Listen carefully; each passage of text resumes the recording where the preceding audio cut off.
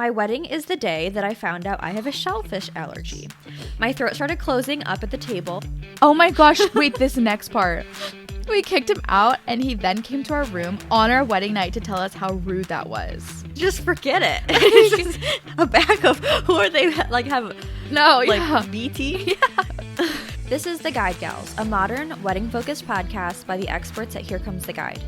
I'm Chelsea, a designer and inspired creative who's probably racked up over 3,000 hours on Pinterest, and the friend who's going to shoot it to you straight. And I'm Caroline, a social media manager who is obsessed with dogs as ring bearers and will inevitably cry over your wedding video. We've seen it from all sides. We've been brides, planners, bridesmaids, and have worked with standout brands throughout the industry. Think of us as an extension of your wedding party and hang out with us as we share the ins, outs, ups, and downs of the road to I do.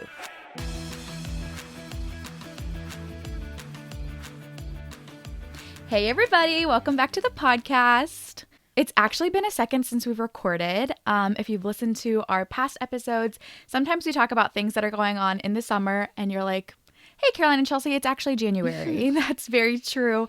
We did record those episodes earlier, so it's nice to be back into the swing of things and just to be back in your earbuds today. Just starting out, we did batch like a whole bunch of content. But yeah, I'm excited to kind of get back into a regular flow of things. But it is February right now. If you're wondering, that's where we're currently existing. Yeah. Today, though, we're going to talk about some wedding horror stories, which I'm really excited to jump into and talk about because I'm sure if you're planning your wedding, you've already thought about some of the things that could go wrong on your wedding day. Yeah, and obviously we don't want anything bad to happen. We emphasize planning to try to make sure, you know, that things run as smoothly as possible. But either way, it seems like if something can go wrong, it will go wrong. And we can always laugh together about these things. I'm so excited for this episode. Of course, we totally sympathize with these wedding horror stories. And the silver lining here is that there is humor involved. So we can all laugh together. Yes, yeah, and about it. Hopefully these stories will be an encouragement that you can laugh at these things instead of crying over these things, because at the end of the day, yes, it's going to be okay, for sure. Yeah, it's going to be fine. One thing that helps me feel better about any like horror stories, even this morning when I was trying to set up, I was having a difficult time, piecing things together. And the one thing that's holding me together is my coffee. So we are, of course, going to talk about what we're drinking this morning, because we always do. I think I talked in a recent episode about how I hardly ever go get coffee or order coffee, but this morning I needed to, and I was telling Chelsea before we hit record that I was feeling like a sack of potatoes, a can of baked beans, I'm not feeling quite together this morning, and that happens sometimes. So this large cold brew from Dunkin' with caramel and toasted almond, that's what's helping me get through right now. So the toasted almond sounds really good. That sounds, yeah. I like anything that's like the nutty flavors, I've realized. Yeah. Like Starbucks at Christmas has that chestnut praline. My favorite. I really like that. This is a home coffee. It doesn't look like it, but my special trick is that I will get a coffee at a coffee place and then I will save the cup and wash it out. It's probably not that sanitary, okay? But then it makes me feel like I'm having something more special than like my big tub of coffee grounds that I made at home. So, yes. I like that, just to trick yourself into feeling like fancier. Yeah. Delusion. Yeah. So to kick off this episode, I actually want to tell you a little bit about my engagement story, which also, as I throw my hands around, you'll notice I'm not actually wearing my engagement ring right now. I get eczema on my hands in the winter and it's just hurting my fingers. But I'm going to tell you the story of when I did get my engagement ring, which was really wonderful and also terrifying. And it's a story I've learned to laugh about now, but in the moment I was like, oh my gosh, what's happening? I knew that my husband, then boyfriend, was going to propose soon. I kind of had known for a couple of months. And I'm sure if you're listening to this episode and are already engaged, you can understand the feeling of I know it's coming soon, but not really sure when. And you kind of read into everything. But my birthday is New Year's Eve. And so I just, for some reason, was like, he's not going to propose to me on my birthday. It's my birthday. Why? I don't know. I totally had separated those two things. My friend was like, oh, she was back in town. I hadn't seen her in a while. and just said, like, let's go get our nails done together. And I was like, sure.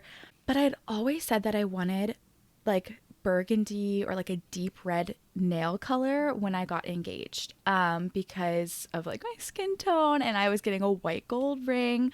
I wanted that to like look really, I don't know. I just had this like vision for it. Blah blah. Didn't end up getting dark red because I was so convinced he was not going to propose on my birthday, and I was like, I'll just get my nails done, like redone next week if I need to. So I get like this light pink, which is not close at all. Great. So this is just to prove like I had no idea what was going on. He takes me out to Hibachi. We go shopping. We're on our way home. And because it's December 31st, I live in Pennsylvania. It's cold and it's starting to get into the snowy territory, but not yet. It was on that brink of when things start to freeze, which is really where things go wrong. So we're driving back from going shopping, and unbeknownst to me, we're driving back to the place where I'm about to get engaged. We hit black ice. We spin out. We hit like the inside guardrail underneath a bridge, bounce back and spin out of that. And thankfully we were facing the right way, so we could just let the like car like cruise off onto the side. All I said during this was like, we started spinning and I just went, oh no. That was it. Like, neither of us screamed. We were both just like, we don't know. Thank goodness we didn't hit anybody else. Thank goodness. Like, everything happened the way it should have for like a car crash. Like, obviously we didn't want it to happen ultimately, but it ended up being that the car was totaled. All we had was some whiplash. And we were just like stranded on the side of the road. Now my friends and family do live pretty close. So I called, I called AAA. Luke was calling somebody to come pick us up, but he was also calling my parents to say, we're not going to be back to the like after engagement party in time. Like, we're going to have to push the timeline back. He also called the photographer who was going to be there and was like, I'm so sorry. We totaled the car. Like, give us some time. So I had no idea who he was talking to because I was talking to the tow truck and like telling them what mile marker, blah, blah, blah. So for me, I was like, oh my gosh, I'm just so glad we're okay. And Luke was like, am I about to propose on the side of the road right now? Like, he was freaking out. I think the adrenaline from that and from the fact that he was like getting ready to propose, I can't imagine his feelings. But at the end of the day, it all ended up being totally okay. I ended up finding out because my mom and my best friend came to pick us up, and I was like, why are you two together? And I like held it in suspicion just for a little, because I was like, oh, maybe it's just like a surprise birthday party. But once we pulled up to the location where he was going to propose, I knew immediately. Yeah, that's the story of how I got engaged, totaled a car, almost died on the same day. That's really exciting. It's really exciting stuff. Exciting, horrifying. We did end up getting like, it was totally covered by insurance. We got a nicer, newer car. It actually ended up working out. But yeah, in the moment, horrifying. And I'm sure especially even more so for Luke than for me, because I didn't quite know what was going on. At least it has a happy ending. It does have a happy ending. But so that's just my personal story. Now we're going to share some more stories from other people that have submitted them to us.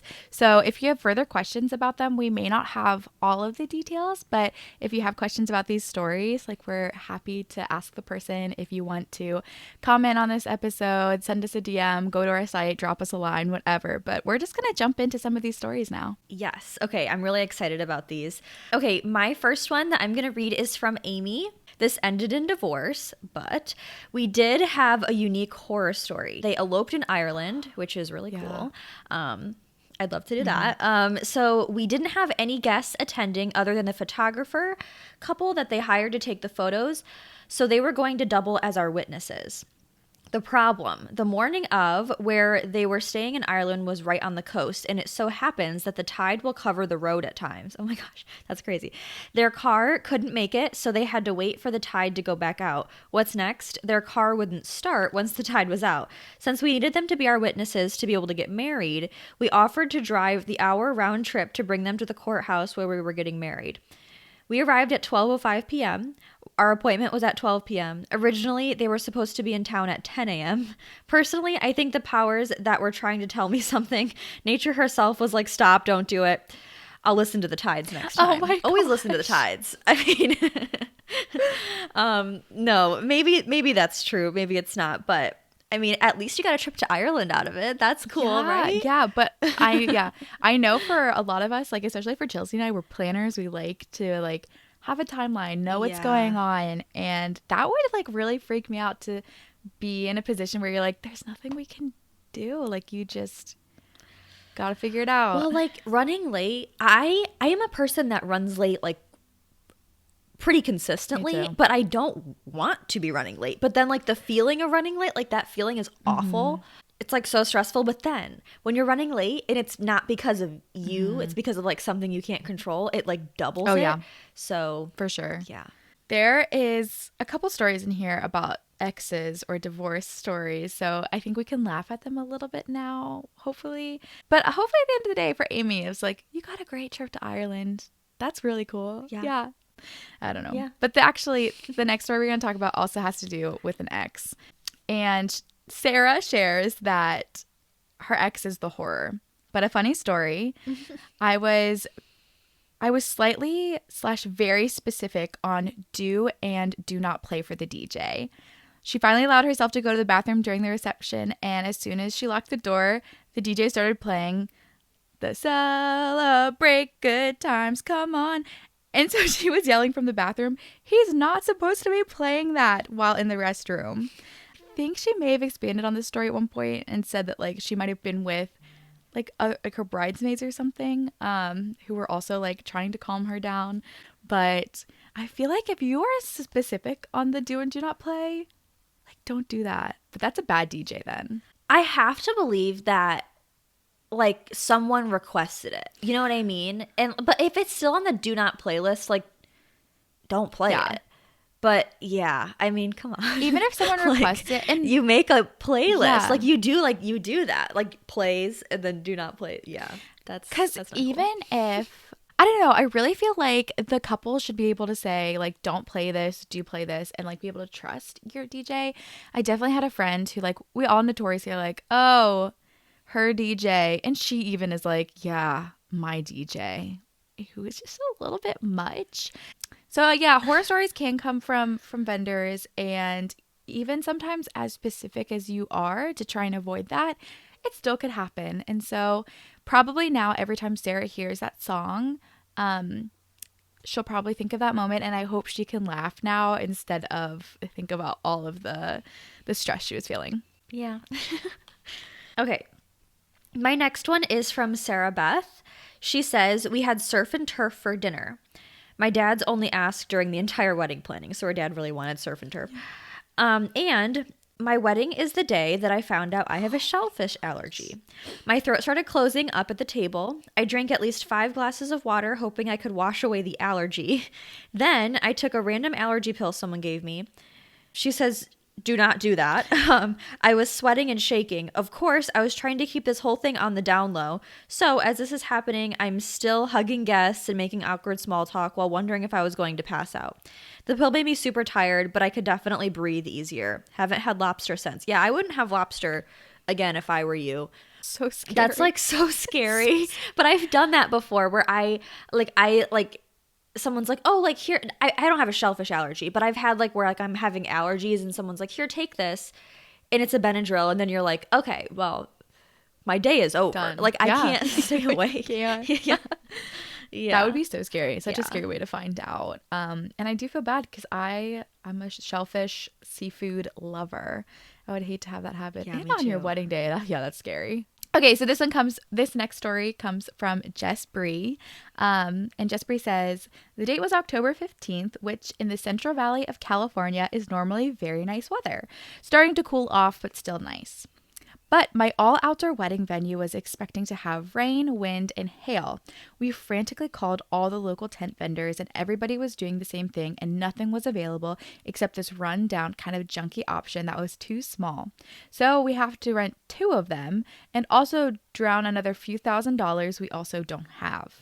On the actual day, the wind gusts were 40 miles per hour, and rain and hail and thunder were insane. It's California, people. What was happening? Our ceremony arch was destroyed and the tents were anchored down.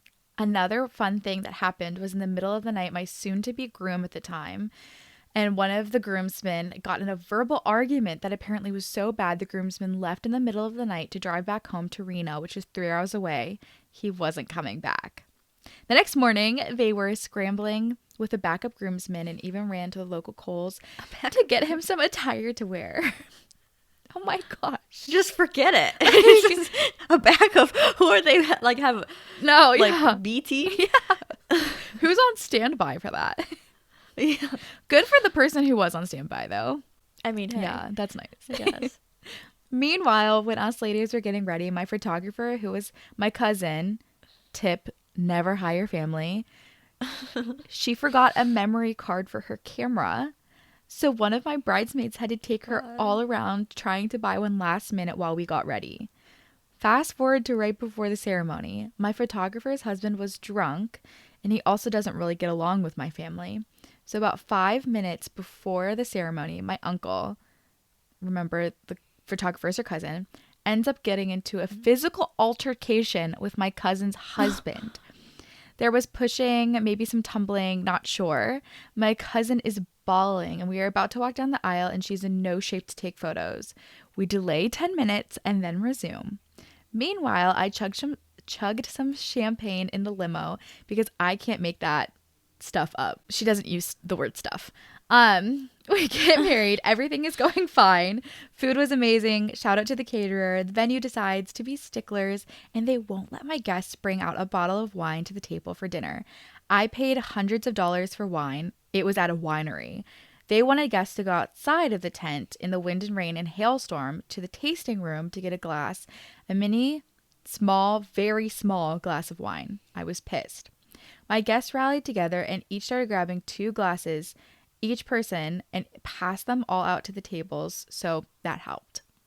The venue didn't... Teamwork. Yeah, oh my gosh. I can't believe they were such sticklers with the rain. Like, everything else they were already going through. I cannot believe that. The venue didn't even send us a bottle of wine after the event. I thought that was a bummer. To end the night, we had to have everything cleared out the same night, so we all rallied together in the rain to break down and pack up. When our sober driver was taking us to the hotel room on our wedding night, my cousin's drunk husband chased us down and jumped in the back of the pickup truck, wanting a ride back to the hotel. We kicked him out, and he... Dude. Oh my gosh, wait, this next part. We kicked him out, and he then came to our room on our wedding night to tell us how rude that was. Also, she tells us that her friend, who was a bridesmaid there, can also fill us in on any of the details and was a witness to all of this. That one, didn't stop. That just kept going. Oh my gosh. Just breathe. Whoa. I don't know. Someone's got to lock that guy up. The guy that's jumping in the back of the truck. And they're not one, but 2. Wait, no. Okay, I guess the groomsman wasn't a physical altercation. That was an argument, I guess. Whatever. Sure. Family members fighting. The rain and the weather already being awful. The memory card. The wine. The cousin's husband. Oh my gosh. Yeah, I mean, the silver lining that I can identify is, I guess, just, the rest of your family and friends rallying together for the wine and the cleanup. That's so true. They seem like gems. But oh my gosh. Besides that guy. No, yeah. Okay.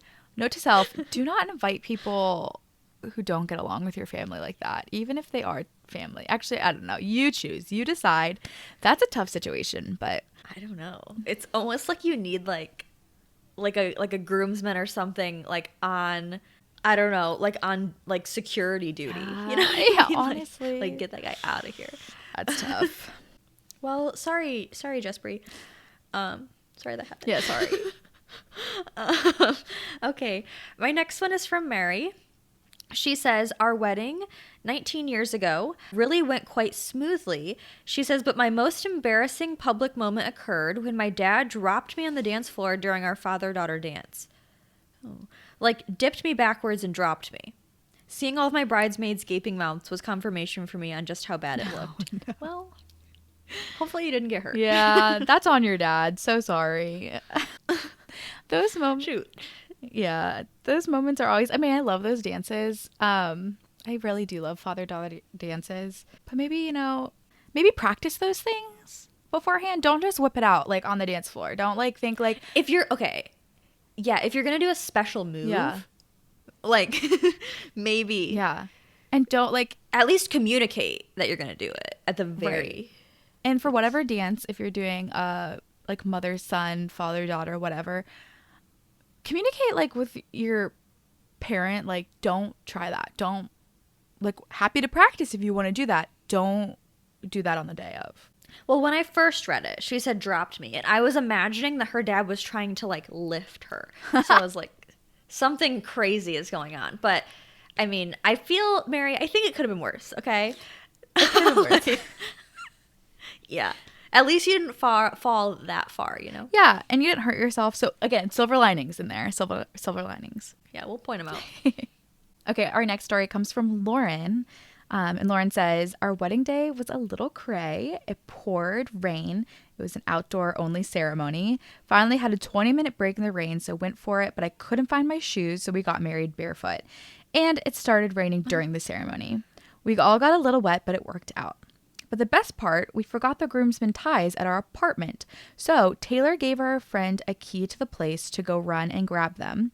Somehow, while getting into their convertible, our house key flew out of their fingers and into the AC vent. Oh my gosh. I can't even imagine how that works out. But after trying to disassemble their car, they decided to just go and beg my apartment manager to let them in our house. He said they knew better than to tell me what was going on and ask for my key.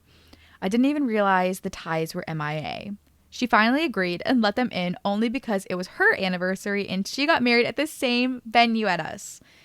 So that was kind of meant to be. Okay, I do like that little detail at the end. That's so freaking cute. But how? How does that happen? I kind of love getting married barefoot, though. Like, so, I don't know. That's kind of iconic. It's kind of cute. I think that is cute. It's for the right people and also probably the right place. If it's outdoor, I'm like, yeah, I can get behind that. Yeah, yeah. I don't know if I would do indoor barefoot. No. To each their own, though. I was like, I was supposed to get married in like a hundreds some year old chapel. That would have been weird. Yeah. So, but I had a friend get married like in the woods and was barefoot. Nature. Yeah, works for them. Yeah, still trying to figure out how that gets in the event Of the car, yeah, right? Like of the car. Right. I don't understand. No, I don't get that. It would have to be like the perfect. Yeah, it's seriously like everything. How would have to work out so well to go that bad. Like, I don't know.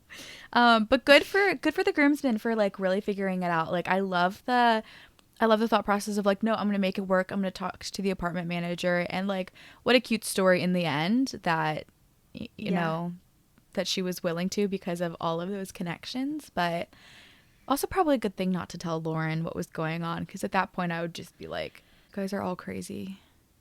I mean, forget the ties, you know? Like, yeah, forget it. It's going to be okay. Yeah. Okay, I have one more story. This one is from Delane. She says this is a crisis averted story. So, great news. My dad and stepmom got married in Mexico. We all met in Arizona to make the drive into Mexico together. When we got to Arizona, there was news that there had been a horrible storm in Mexico. This is a very common theme. Lots of weather. Yeah. The roads were closed. They told us no way we could get through because everything was flooded. This was the front desk at the motel. She says we were with people from all over the country in some ghost town in Arizona at a tiny motel, just like, what do we do? My stepmom, who is the queen of Hakuna Matata, was not worried at all. We waited a few hours and she said, let's go. We all assumed that they would make us turn around when we got in, but nope, they let us through. We had to drive through some giant puddles, but it wasn't even that bad. We got into town and all the shops and restaurants were cleaning up and dealing with water everywhere. And then it ended up being a wonderful wedding. Oh, good. And I'm glad you weren't stranded in like what I assume to be like a desert. Yeah. You know? Like I don't really know Arizona well, but it seems like you were like in like a tiny little desert town. Oh, I'm like, sure. Kinda, Yeah. seems spooky to me. Yes. And I think this is such a good one to end on, because I think it really highlights one detail that I think turns horror stories into things that you can laugh at later. And that was how Delaney talked about her mom's or her stepmom's attitude of like, let's just do it. Let's go for it. And like turning a situation that you could get bogged down and feeling like, oh my gosh, why is this happening to me? Like, this is supposed to be my like special day. And just having an attitude of like, we're going to make it work. What's ultimately the most important. And just like being able to, yes, I think you can allow yourself to be sad about it, but then also choose, all right, how are we going to move forward? And that's really, I feel like, what's so important at the end of the day, to make sure that, I don't know, it turns from a horror story into something you can laugh at. Yeah. Yeah. Because, I mean, like, even when things go wrong, sometimes it can make, like, the most, like, funny, like, fun day. So, yeah, it's all perspective. Yes. Yeah. Yeah. And I think planning or preparing yourself, I guess, to just know that you might encounter something on your wedding day that doesn't go to plan. Just keep that perspective in mind that at the end of the day, it's important that you get married. And if the DJ plays a song on your don't playlist, if you can't find the ties, if whatever happens, you're going to get married. And that's the most beautiful part of the day. Mm-hmm. True. But I hope all of this is like entertaining to you, because it was very entertaining for us to hear all these stories. Yeah, it was fun. Yeah. And of course, we are hoping that none of these things happen to you. But if they do, we just hope you keep that perspective. If they do, send us an email and we'll read it. Yes. Please let us know if you have any horror stories or things to laugh about now. Maybe you also found out you had an allergy on your wedding day. I don't know.